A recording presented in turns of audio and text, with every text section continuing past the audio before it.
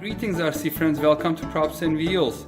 Here's another episode of my review of the Eachine E119 helicopter with 6-axis gyro stabilization system. And partially also a review of my RadioMaster TX16S. In this episode I'll show you how to bind and fly Eachine E119 with the RadioMaster TX16S. If you haven't watched my previous episodes, let me give you a background. I am a more fixed wings RC pilot, so I've been flying radio control airplane for a long time. I dipped my toes in helicopters as well, but only coaxial and simple ones.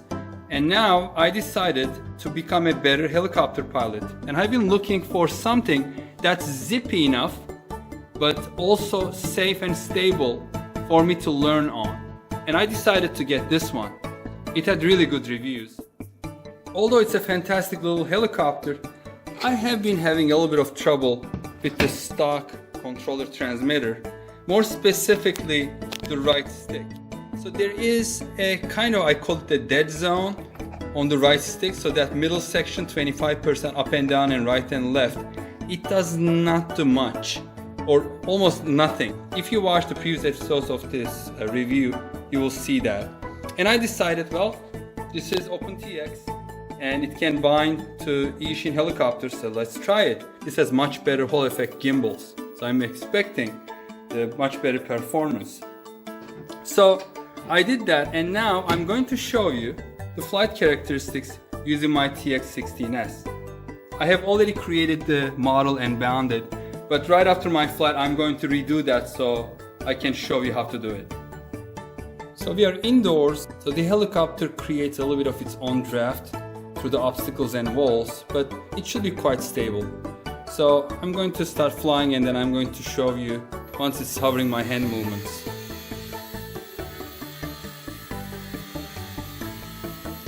So let me try to hover it there, and I kind of trimmed it, but again, while it's flying it creates its own movement. So it's kind of hands off, as you can see. I gave a little too much throttle, it's rising right now, but it's pretty good. And then look at my hand movement. So I'm going to try to show my hand as well as the helicopter itself. So very small movements, take effect, as you can see. It's quite good.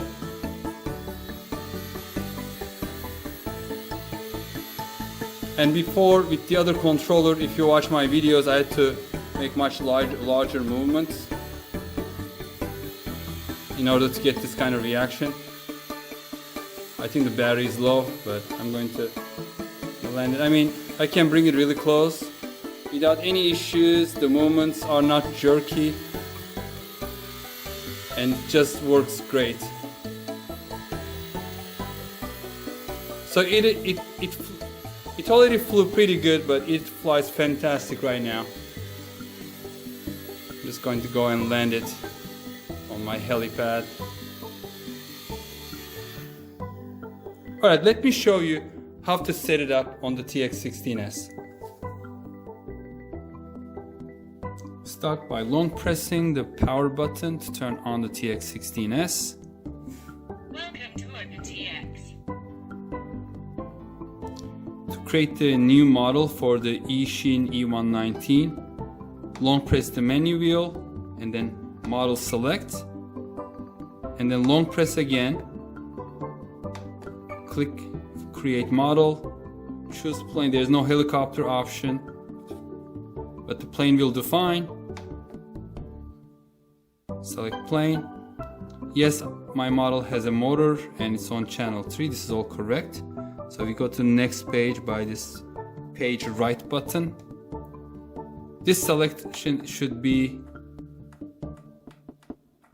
1 or 2 with Y cable. It's on channel 1. Select that. Next page. No, my model does not have flaps. Next page. The configuration is correct. 1 channel for elevator, 1 for rudder, and they are on channel 2 and channel 4 respectively. Next page. So I don't have anything to change, so click, choose yes, all is well, create this plane, click again, and then return to exit. So the model 23 is created. Return to come to home screen, and now we are going to start setting up the model. So MDL button, long press on this model button. I'm just going to name it quickly.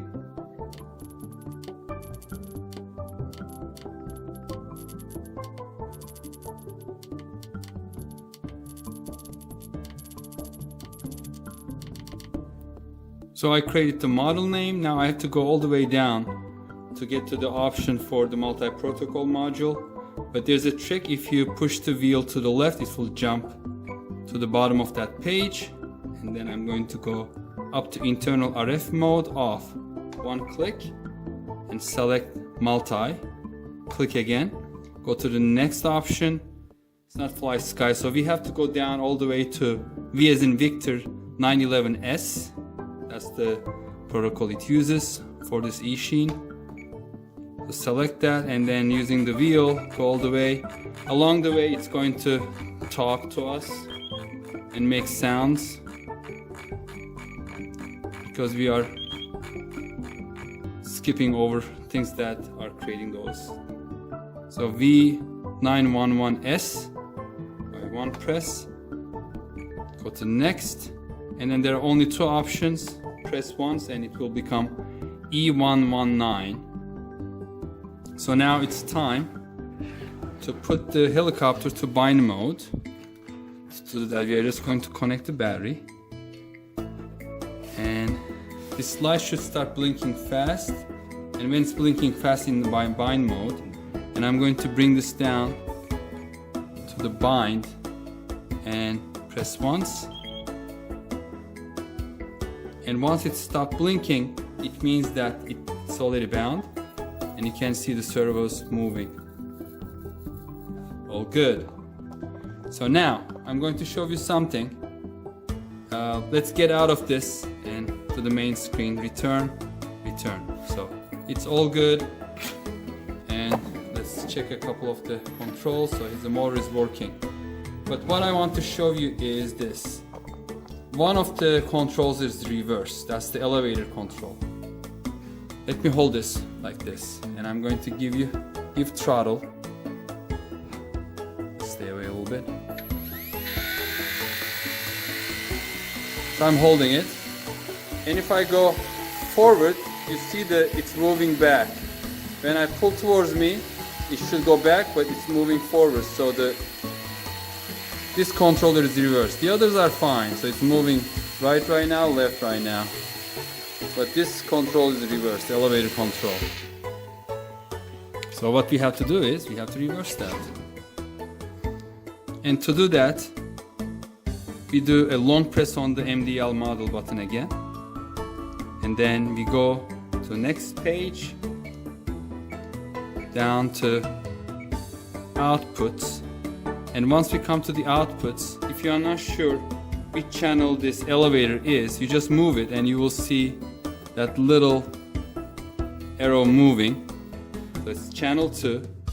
Go down one, click, come all the way to this second arrow and click once, and the arrow direction changed. So that changed the setting. So return. We're back to the original. And now, when we are flying it, it should be controlling correctly. So forward is moving forward, backward is moving backward. Very good.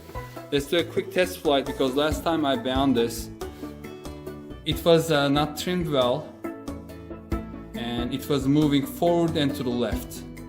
I mean, it required a lot of trim. Let me show you how to do that as well. So let's do the test flight.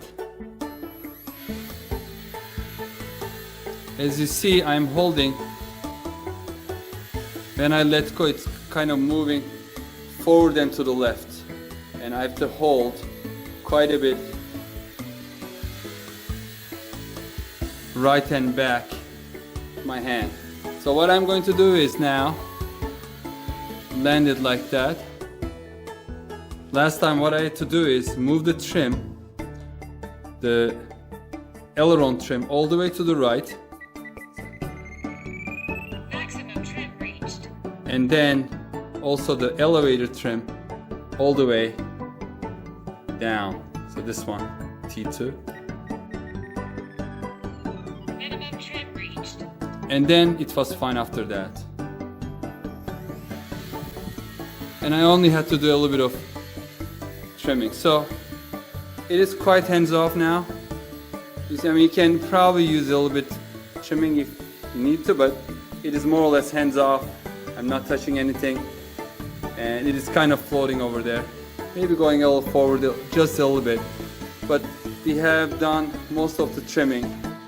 Let's land it. So right now the elevator and aileron trims have reached one extreme.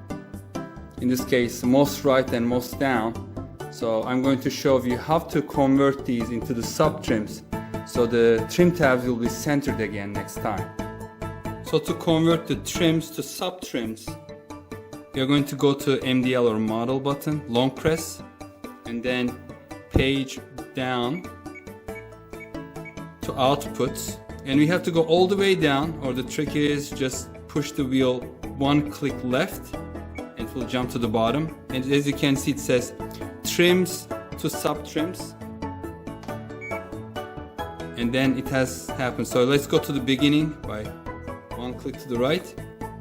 As you can see, both the aileron and elevator trims have been converted to sub trim. So if you come out of here to the main, so now the trim tabs again centered, so you can still do trim on both sides, up and down and right and left. Let's do a final test flight.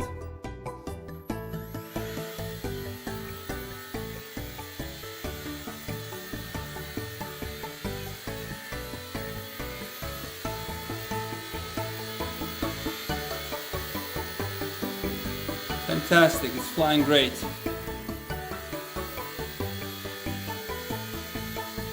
And if there's any more trims needed, everything is centered, so there's plenty of space to move those trims.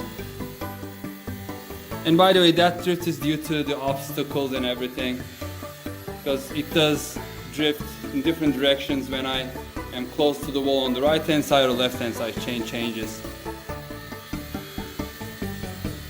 But as I told earlier, now it is, very small movements are detected as well with these Hall effect gimbals. The original one had a dead zone, and this is perfect. This is perfect. It makes it so much easier to control.